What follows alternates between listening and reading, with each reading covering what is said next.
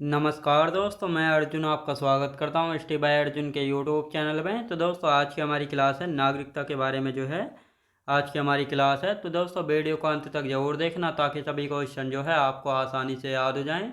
साथ ही दोस्तों, अगर आप हमारे चैनल पर पहली बार आएँ तो हमारे चैनल को भी सब्सक्राइब कर लीजिएगा, साथ ही बेल आइकन को प्रेस कर लीजिएगा ताकि हमारे आने वाले वीडियो का नोटिफिकेशन जो है आप तक पहुँचता रहे। चलिए दोस्तों, वीडियो को स्टार्ट करते हैं। तो आज की क्लास में हम जानेंगे नागरिकता यानी सिटीजनशिप के बारे में। तो दोस्तों, 2 मिनट जो हम कल की क्लास का रिवीजन करेंगे।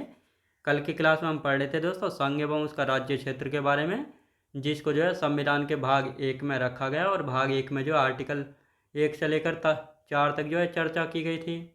इन सभी के बारे में हमने जाना था कल की क्लास में। तो दोस्तों, हम बात करेंगे कल की क्लास में हमने जेवीपी समिति से जो बात की थी, यानी जो जेवीपी समिति थी 1948 में इसको बनाया गया था 3 लोगों के नेतृत्व में। इसमें पंडित जवाहरलाल नेहरू थे, सरदार पटेल थे और पट्टाभी सीतारामैया थे। इस जेवीपी समिति का काम था धारा आयोग की सिफारिशों की जांच करना। यानी धारा आयोग ने अपनी सिफारिशें पेश की थी। उन्होंने कहा था कि राज्यों का पुनर्गठन जो है भाषा के आधार पर नहीं होना चाहिए, बल्कि भौगोलिक क्षेत्र एवं वित्तीय स्थिति के आधार पर होना चाहिए। तो इन्हीं रिपोर्टों का जो है इन्हीं रिकमेंडेशन या सिफारिशों की जांच करने के लिए जेवीपी समिति जो है बनाई गई थी। अब जेवीपी अपनी रिपोर्ट्स पेश करती है, जेवीपी समिति जो है अपनी रिपोर्ट पेश करती है और इन सिफारिशों का जो है समर्थन करती है और कहती है कि राज्यों का जो है पुनर्गठन भाषा के आधार पर नहीं होना चाहिए, बल्कि किसके आधार पर होना चाहिए, भौगोलिक क्षेत्र एवं वित्तीय स्थिति के आधार पर ही जो है होना चाहिए। अब दोस्तों, जब इस प्रकार बात नहीं बनी तो इसके बाद जो है क्या आता है, राज्य पुनर्गठन आयोग आता है 1953 में। इसको जो है कब 1953 में इसका गठन होता है और इसके अध्यक्ष कौन बने थे, इसके अध्यक्ष बने थे डॉक्टर फजल अली। याद रखें दोस्तों, कौन बने थे, डॉक्टर फजल अली बने थे। और इसमें 2 अन्य सदस्य और थे। 2 अन्य सदस्य कौन कौन थे, के एम पडिक्कर यानी कबलब माधव पडिक्कर और दूसरे थे एच एन कुंजरू, हृदयनाथ कुंजरू। अब जो राज्य पुनर्गठन आयोग था ये अपनी रिपोर्ट पेश करता 1955 में।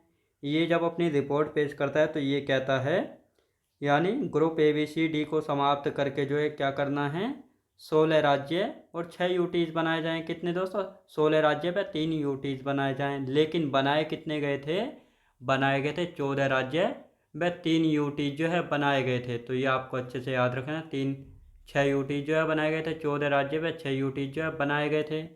अब इसी रिपोर्ट के आधार पर जो है राज्य पुनर्गठन अधिनियम आता है 1956 में। इसके द्वारा क्या होता है, इसके द्वारा कहा गया ग्रुप ABC को समाप्त करके जो है 14 राज्य व 6 यूटीज जो है बनाए गए थे 1 नवंबर 1956 को।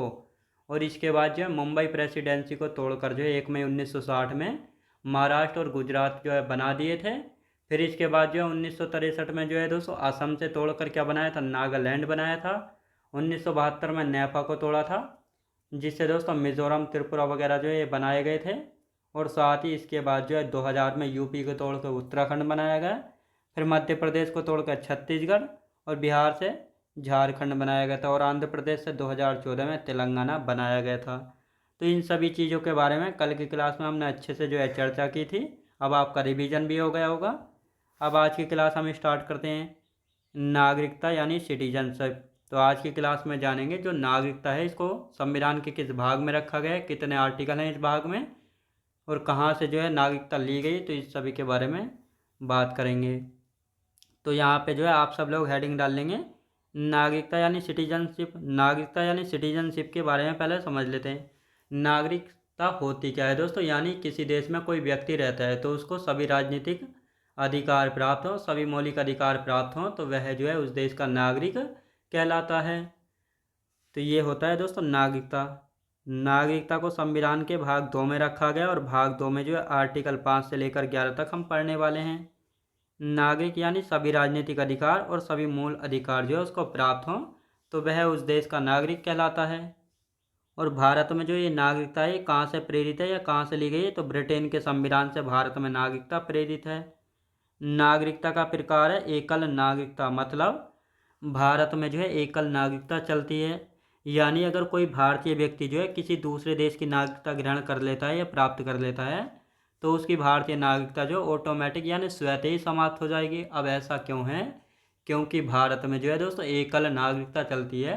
तो इसलिए जो भारतीय व्यक्ति है या तो भारत की नागरिकता उसके पास रहेगी या किसी दूसरे देश की, तो ये आपको याद रखना है। और ये एकल नागरिकता का प्रावधान कहाँ से? ब्रिटेन के संविधान से लिया गया था। अब यहाँ पे एक नोट लिखेंगे कि 26 नवंबर 1949 को जब हमारा संविधान बनकर तैयार हुआ था और इसी तारीख को ये स्वीकार कर लिया गया था।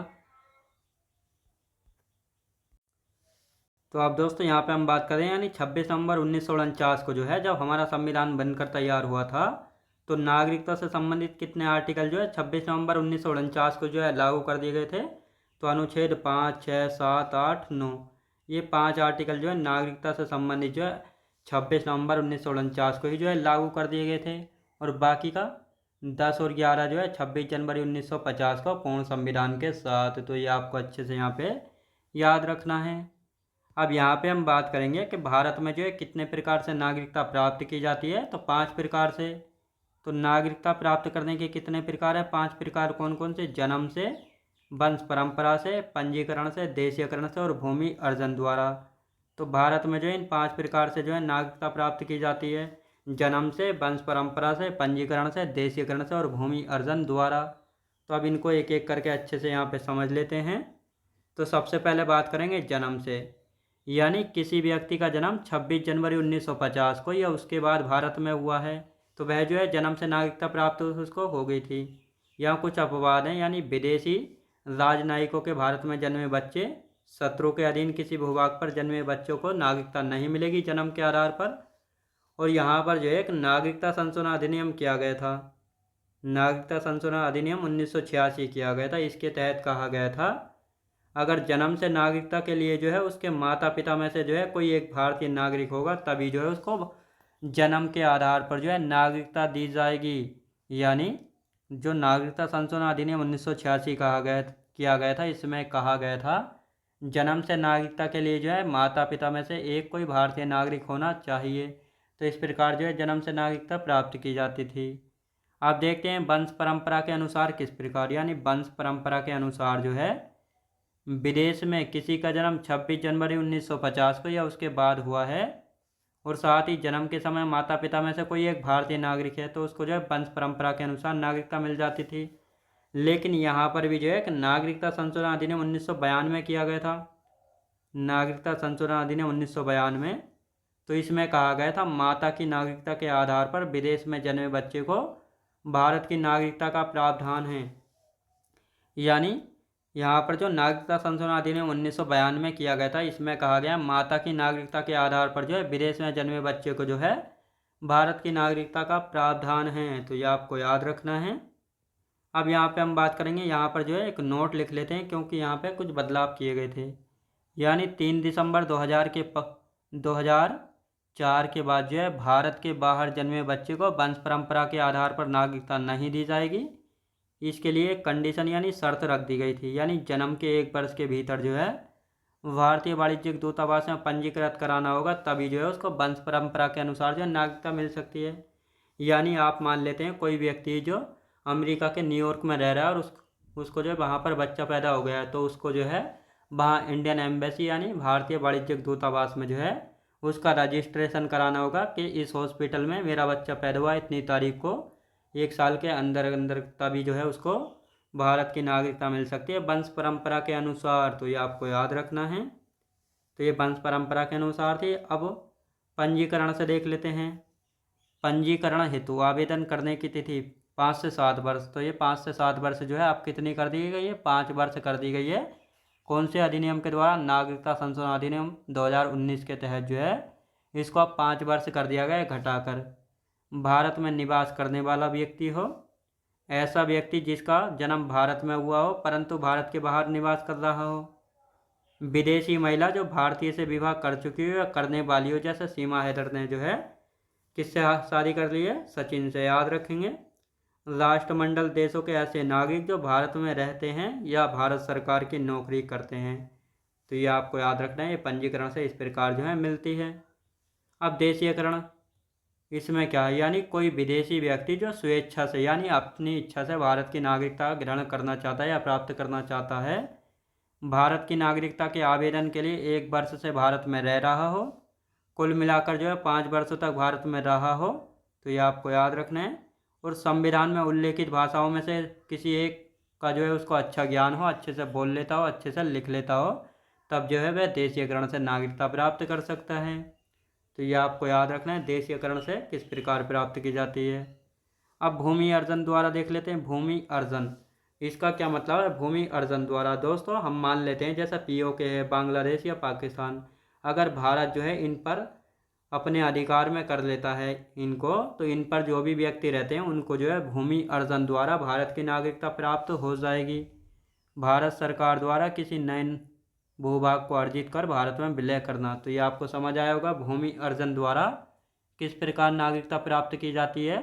यानी किसी बाहरी क्षेत्र को अगर भारत अपने क्षेत्रों में मिलाता है, अपने कंट्रोल में रखता है, उस पर जो भी नागरिक होगा उसको भूमि अर्जन द्वारा नागरिकता प्राप्त हो जाएगी। तो ये तो थे प्राप्त करने के 5 प्रकार हो गए, जन्म से, वंश परंपरा से, पंजीकरण से, देशीयकरण से और भूमि अर्जन द्वारा। अब त्यागने के देखते हैं। नागरिकता का अंत, तो नागरिकता कितने प्रकार से जो है त्यागी जा सकती है? 3 प्रकार से। परित्याग, यानी कोई ऐसा व्यक्ति जो अपनी मर्जी से जो है भारत की नागरिकता छोड़ देता है। मान लेते हैं कोई व्यक्ति जो है अमेरिका की नागरिकता ले लेता है, तो वह अपनी मर्जी से भारत की नागरिकता छोड़ रहा है, तो उसको कहते हैं परित्याग। पर्यवसान क्या है? पर्यवसान ये है, मान लेते हैं कोई भारतीय व्यक्ति है और वह किसी दूसरे देश की जो है नागरिकता ग्रहण कर लेता है, तो उसकी जो है नागरिकता स्वतः ही जो है समाप्त हो जाएगी, तो ये आपको याद रखना है। वंचित किए जाने से क्या मतलब है? वंचित किए जाने में कई सारे पॉइंट है, इनको अच्छे से देखेंगे। जैसा संविधान के प्रति अनिष्ठा दिखाने पर, यानी कोई ऐसा व्यक्ति जो भारत में रहते हुए भी संविधान का पालन नहीं करता है और संविधान को मानने से इनकार करता है, तो उसको जो है वंचित किया जा सकता है, उसकी नागरिकता छीनी जा सकती है। दूसरा पॉइंट है युद्ध काल में शत्रु की सहायता करने पर। मान लेते हैं भारत और पाकिस्तान का युद्ध चल रहा है, तो कोई ऐसा भारतीय व्यक्ति जो भारत की सहायता करने के बजाय पाकिस्तान की सहायता कर रहा है और पाकिस्तान को जो है इंडिया की गोपनीय जानकारी दे रहा है, तो उसकी जो है नागरिकता छीनी जा सकती है।